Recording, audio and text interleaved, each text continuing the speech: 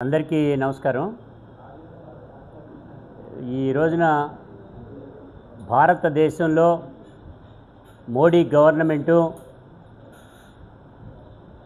తీసుకున్న నిర్ణయం కార్మిక వ్యతిరేక విధానాలని అమలు చేయడానికి గాను తీసుకున్న 4 కోడ్లు ఇంట్రడ్యూస్ చేయబడినాయి. అంటే దాని అర్థం కార్మికులపైన యుద్ధ బేరీని మోగించినటువంటి మోడీ ప్రభుత్వం అనేక పదుల సంవత్సరాలుగా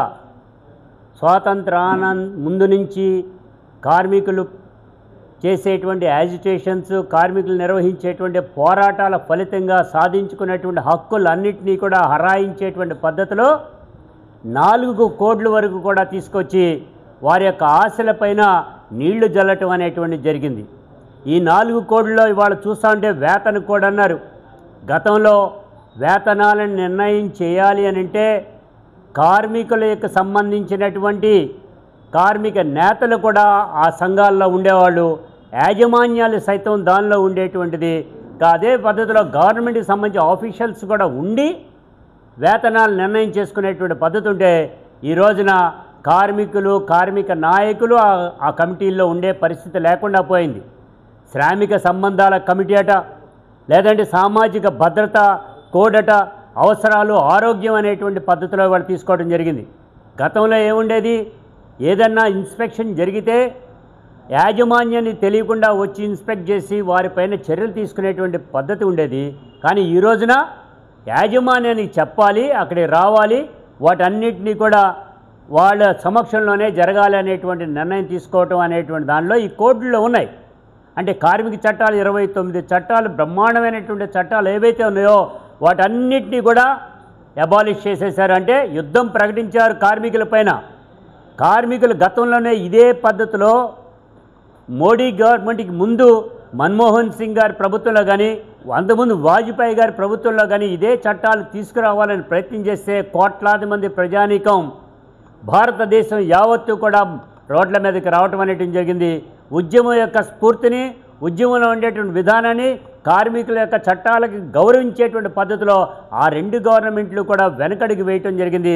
కానీ ఈ రోజున డైరెక్ట్గా మోడీ ప్రభుత్వం డైరెక్ట్గా ప్రజలపైన, ముఖ్యంగా కార్మిక వర్గం పైన 40 కోట్ల మంది జనాభా కలిగినటువంటి ఈ కార్మికులు వీరిపైన ఈ రకమైనటువంటి చట్టాన్ని మోపటం అనేటువంటి జరిగింది. అనేటువంటిది 4 కోట్లు తీసుకురావటం అనేటువంటి జరిగింది. ఈ రోజున బీహార్ ఎన్నికలు జరిగితే వెనువెంటనే వీటిని అమలు చేసేటువంటి పద్ధతి తీసుకోవడం జరిగింది. ఈ రాష్ట్రంలో చూస్తే 85,86,000 మంది అసంఘటిత కార్మికులు ఉన్నారు. ఈ అసంఘటిత కార్మికులు ఏం చేస్తారు మీరు చెప్తా ఉన్నారు. గతం నుంచి మా స్లోగన్ ఒకటే ఉంది, కాంట్రాక్ట్ కార్మికులందరినీ కూడా పర్మనెంట్ చేయండి, అసంఘటిత కార్మికులందరికీ కూడా ఉద్యోగ భద్రత కల్పించండి అనేటువంటి కూడా చెప్తా ఉంటే వాటిని పైన అతిగతి పట్టించుకునేటువంటి ప్రభుత్వాలు ఇవాళ ఈ 4 కోడ్లను తీసుకొచ్చి మన పైన రుద్దాలనేటువంటి ప్రయత్నం చేయడం జరుగుతూ ఉంది. అసలు నువ్వు కార్మికులని సక్రమంగా చూసుకుంటే కర్మాగారాలు వస్తాయి. కర్మాగారాలు లేదంటే కంపెనీస్ రావాలంటే ఈ ప్రభుత్వం సరైనటువంటి పద్ధతిలో వాళ్ళకి ఇన్సెంటివ్స్ రూపేణా లేకపోతే ప్రోత్సాహకాల రూపేణా ఇవ్వాలి. ఈ ఆంధ్రప్రదేశ్లో ఇవాళ ఈ ప్రభుత్వం వచ్చిన వెనువెంటనే 400 కంపెనీలని మొత్తం అబాలిష్ చేసి తీసవతల పారేయటం జరిగింది. కొత్తగా వచ్చేటువంటి 430 పాత కంపెనీలు 430ని మొత్తం తీసివేయటం జరిగింది. 400 కంపెనీలు వస్తే మీరు పనికిరారు మా వద్దు అని చెప్పేసి బయటికి తోలేయటం అనేటువంటి జరిగింది. అంటే ఈ ప్రభుత్వంలో, ఈ రాష్ట్రంలో ఈ రకంగా ఉంటే దేశానికి సంబంధించి కార్మికుల పైన యుద్ధ బేరీ ప్రకటించారు. కార్మిక హక్కుల్ని హరాయించేటువంటి పద్ధతిలో తీసుకున్నారు. 8 గంటల పని దినం కోసం 1886 సంవత్సరంలో చికాగో నగరంలో పెద్ద ఎత్తున ఉద్యమం చేసి అనేక మంది కార్మికులన్నీ పొట్టన పెట్టుకునేటువంటి సందర్భంలో సాధించినటువంటి విజయాన్ని ఇవాళ కార్మికులు సాధించిన విజయాలన్నింటినీ కూడా పక్కదారి పట్టించేటువంటి పద్ధతిలో ఈ ప్రభుత్వాలు తీసుకున్నాయి అని అంటేనే కారణం. అందుకనే ఈ ఉద్యమం అనేటువంటిది ఈ భారతదేశంతో సరిపోదు. ఇతర దేశాల కార్మిక సంఘాలు కూడా ఈ పోరాటానికి మద్దతు పలికేటువంటి క్రమం వస్తుంది.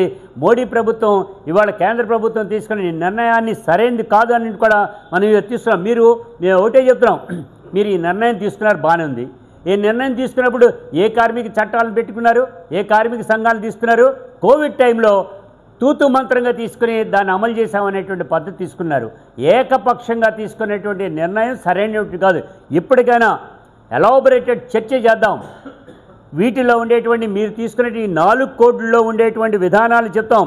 మీరు సామాజిక భద్రత కోడ్ని తీసుకొస్తున్నారే, కర్మాగారాల్లో బురదుండి అసౌకర్యాలుండి మాత్రం కూడా డ్రైనేజీ ఫెసిలిటీస్ లేనిటువంటి పద్ధతిలో ఉంటే వాటన్నిటినీ కూడా యాజమాన్యానికి చెప్పి మీరు లోపలికి వచ్చి ఇన్స్పెక్ట్ చేసేటువంటి పద్ధతి సరైనది కాదన్నాం. అదే పద్ధతిలో మనం శ్రామిక సంబంధాల కోడ్ అని ఉన్నారు. ఈ శ్రామిక సంబంధాల కోడ్లో ఏమున్నాయి? అభద్రతా భావాన్ని తీసుకురావటం. ఓ సమ్మె చేయాలంటే భయం, సమ్మె చేస్తే 5 లక్షల ఫైను, ఒక సమ్మె కనుక నోటీస్ ఇవ్వకుండా చేస్తే రిట్రెంచ్మెంట్ తీసి అవతల పారేయటం, ఇన్ని రకాల ఇబ్బందులు. అంటే ఒక్కోసారి సడన్గా జరిగేటువంటిది ఏ కార్యక్రమం తీసుకున్నా వాటన్నిటినీ కూడా కాదని నువ్వు నోటీస్ ఇవ్వాల్సిందే అని అంటున్నారు. నోటీస్ ఇచ్చేటువంటి కార్యక్రమాలు నోటీస్ ఇస్తారు. నోటీస్ ఇవ్వకుండా తీసుకునేటువంటి నిర్ణయం ఏకదమ్మున 10 మందిని తీసేశారనుకోండి, ఒకేసారి రావద్దా? ఒకేసారి తీసుకుని వాళ్ళు ఏ రకమైన నోటీస్ ఇవ్వకుండా వాళ్ళు కనుక తీసేసినట్లయితే ఎంప్లాయీస్ని, కార్మికుల్ని, వెంటనే కార్మిక సంఘాలు పోరాటంలోకి వస్తాయి. అప్పుడు వచ్చినప్పుడు వీళ్ళందరినీ జైళ్ళలో పెడతాం, 5 లక్షలు ఫైన్ వేస్తాం, అవసరమైతే ఇంకా ఎక్కువ ఫైన్లు కూడా విధిస్తాం అనేటువంటి చట్టంలో పొందుపరిచి ఉన్నాయి. కాబట్టే శ్రామిక వర్గం యావత్తు కూడా ఈ చట్టాలను వ్యతిరేకిస్తున్నాయి. ఈ వ్యతిరేకించినటువంటి క్రమంలో 26వ తారీఖున, ఈ నెల 25వ తారీఖున పెద్ద ఎత్తున భారతదేశ వ్యాపితంగా కోట్లాది మంది కార్మిక వర్గం యావత్తు కూడా రోడ్ల మీదకి వచ్చి తమ యొక్క నిరసనలు తెలియజేసేటువంటి కార్యక్రమంలో వైఎస్ఆర్ ట్రేడ్ యూనియన్ కూడా పాల్గొంటుంది. ఈ కార్మిక చట్టాలు, గతంలో ఉన్నటువంటి చట్టాలన్నింటినీ అలాగే ఉంచండి, అవసరమైతే మరింత మెరుగైనటువంటి విధానంలో తీసుకురావాలి. కానీ ఈ రకంగా యుద్ధాన్ని ప్రకటించి కార్మికులు మేము చెప్పిందే వినాలి అనేటువంటి పద్ధతిలో ప్రభుత్వాలు తీసుకుంటే మేము సహించేది లేదన్నాం. తానానంటే తందానా అన్నట్టుగా కేంద్ర ప్రభుత్వం ఏం చెప్తుందో చంద్రబాబు నాయుడు గారు కూడా అదే పద్ధతిలో తీసుకువెళ్ళిపోవడం జరిగింది. అదే తరహాలో బ్రహ్మాండంగా ఉన్నాయి అనేటువంటి పద్ధతిలో ఇవాళ రాసుకుంటూ వస్తున్నారంటేనే అర్థమవుతోంది. కార్మికులతో పెట్టుకుంటే ఏ ప్రభుత్వాలు కూడా మనగలేవు. భవిష్యత్తులో కూడా ఈ రకమైనటువంటి విధానాలు చవిచూసి ఓడాల్సి వస్తుంది. తస్మాత్ జాగ్రత్త అని కూడా కేంద్ర ప్రభుత్వానికి హెచ్చరిస్తూ ఉన్నాము. ఈ సందర్భంగా 26వ తారీఖు 26వ తారీఖున చేసేటువంటి కార్యక్రమంలో అందరూ పార్టిసిపేట్ చేయాల్సింది కూడా కోరుకుంటున్నాం.